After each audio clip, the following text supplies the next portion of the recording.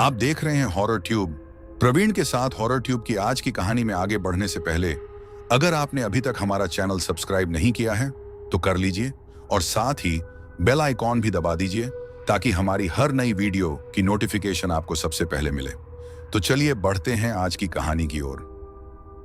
उस शाम हमें रेलवे स्टेशन जाना था, तो मैं, पापा, मम्मी और मेरी छोटी बहन सपना रेलवे स्टेशन जाने के लिए बस स्टैंड के लिए निकले, जो थोड़ा ही दूर था हमारे गांव से। शाम के 8 बजे बज रहे होंगे। पूरा रास्ता एकदम सुनसान था, बीच बीच में 1-2 लोग दिख जाते थे। पापा ने सपना को गोद में लिया था क्योंकि वो चलते चलते थक गई थी।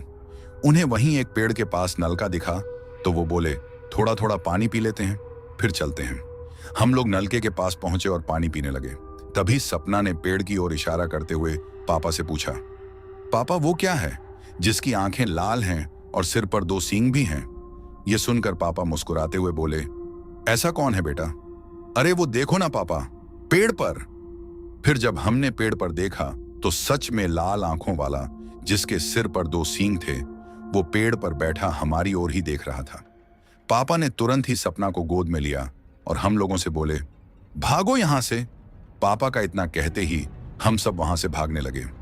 वो शैतान भी हमारे पीछे ही था। पापा को मालूम था कि बस स्टैंड के पास एक मंदिर है, अगर हम वहां तक पहुंच जाएं तो शायद बच जाएं। आखिरकार हम सब उस बस स्टैंड के मंदिर तक पहुंच ही गए। हमें अभी भी बहुत डर लग रहा था। हम सभी मंदिर की मूर्ति के पास ही बैठे थे। मंदिर में बैठे बैठे हमें काफी वक्त बीत चुका था और तभी बस भी आ गई। पापा ने कहा, चलो चलो बस आ गई है। बस में बैठने के बाद हमें थोड़ी राहत मिली। अब बस चल पड़ी थी और हम रेलवे स्टेशन की ओर बढ़ रहे थे। तकरीबन 15 मिनट के बाद बस एकदम से रुक गई। बस वाला बस से नीचे उतरा और बस चेक की और कहा, बस खराब हो गई है, अब बस यहां से आगे नहीं जा पाएगी। ये सुनकर हम लोग फिर से परेशान हो गए और सोचने लगे कि अब क्या किया जाए। इसी बीच बस के यात्री एक एक करके बस से जाने लगे थे। अगले 15 मिनट में बस में हमारे अलावा बस ड्राइवर, कंडक्टर और हम ही थे।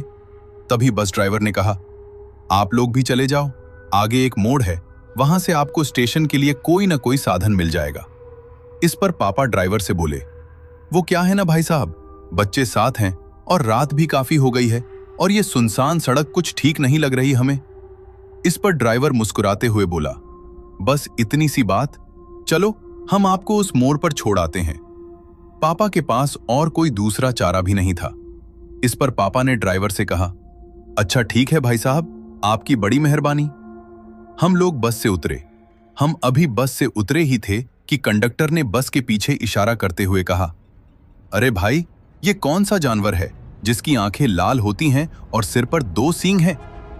ये सुनकर हमारे तो होश ही उड़ गए और जब पीछे पलटकर देखा तो पाया कि वही शैतान हमारे पास आ रहा था। जैसे ही कंडक्टर को एहसास हुआ कि वो कोई जानवर नहीं, शैतान है, वो चिल्लाता हुआ बस में जाकर घुस गया और ड्राइवर भी भागता हुआ बस में जाने लगा और हमें भी बोला, आप सब भी बस में आ जाओ जल्दी से। भी बिना देरी किए बस में चढ़ गए। हमारे चढ़ते ही बस ड्राइवर ने बस का दरवाजा बंद कर दिया। वो शैतान बस के पास आकर खड़ा हो गया और हम लोगों को घूरने लगा। मगर अच्छी बात तो ये थी कि वो शैतान बस के अंदर नहीं आ रहा था। वो ड्राइवर हम सबसे ज्यादा हिम्मत वाला था। उसने कहा, आप चिंता न करो, ये बस के अंदर नहीं आ पाएगा। पापा को ये सुनकर राहत तो मिली, मगर उनको इस पर यकीन नहीं था। तो उन्होंने ड्राइवर से पूछा, मगर क्यों, ऐसा क्या है इस बस में? तो ड्राइवर ने कहा, हम अक्सर ऐसी बहुत सी जगहों से गुजरते हैं जहां भूत प्रेत का प्रकोप रहता है। ऐसे में हम अपनी और यात्रियों की सुरक्षा के लिए पूरी बस को अभिमंत्रित करवाते हैं। ये सुनकर पापा को विश्वास हो गया कि अब वो शैतान अंदर नहीं आ पाएगा। मगर वो शैतान तो अभी भी बस के बाहर ही खड़ा था और हमें अभी भी उतना ही डर लग रहा था। तभी ड्राइवर ने खिड़की से उस शैतान से पूछा, तू हमारे पीछे क्यों पड़ा है? हमने तेरा क्या बिगाड़ा है? इस पर वो शैतान बोला, तूने नहीं, उस आदमी ने जिसने बिना मेरी इजाजत के मेरे नल से पानी पिया है, अब मैं उसे नहीं छोड़ूंगा। ये सुनकर बस ड्राइवर हैरान हो गया और हमसे पूछा, भाई साहब ये सच है क्या? फिर पापा ने ड्राइवर को सारी बात बता दी। सारी बात सुनने के बाद फिर ड्राइवर ने शैतान से कहा, चल छोड़ यार, पानी ही तो पिया है, माफ कर दे इन्हें, आगे से ऐसी गलती नहीं करेंगे। बस ड्राइवर ने इतना कहा ही था कि वो शैतान एकदम से भड़क गया और तभी बस भी अपने आप ही जोर से हिलने लगी। सपना डर की वजह से रोने लगी थी।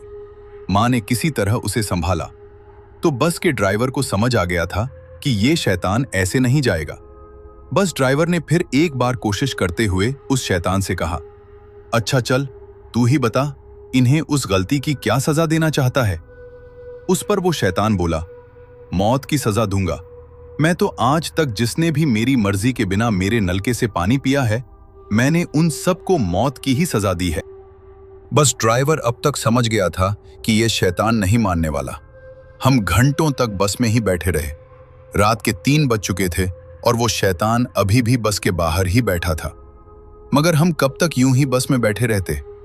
उस वक्त हमें किसी भी तरह का कोई रास्ता नहीं मिल रहा था उस शैतान से पीछा छुड़ाने का। तभी वो शैतान बस ड्राइवर से बोला, तो इन्हें मुझे सौंप दे, वरना तू भी मेरे गुस्से का शिकार हो जाएगा। मेरी तुझसे कोई बैर नहीं है, तू चुपचाप इन्हें यहां छोड़कर चला जा। ये सुनने के बाद पापा को ये लगा कि कहीं ड्राइवर इस शैतान की बात ना मान ले। बस ड्राइवर ने इस पर उस शैतान को कोई जवाब नहीं दिया, जिस वजह से उस शैतान ने गुस्से में एक नाम लिया, मानसी।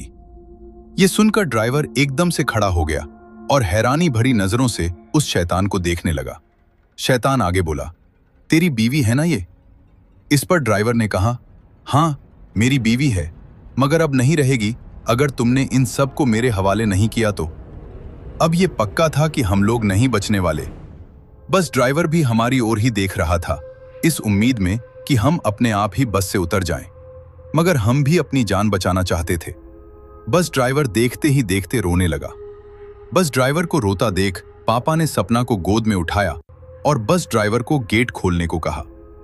वहीं मां रोते हुए पापा को बस से उतरने से मना कर रही थी, मगर पापा नहीं माने और हमें बस से उतरना पड़ा।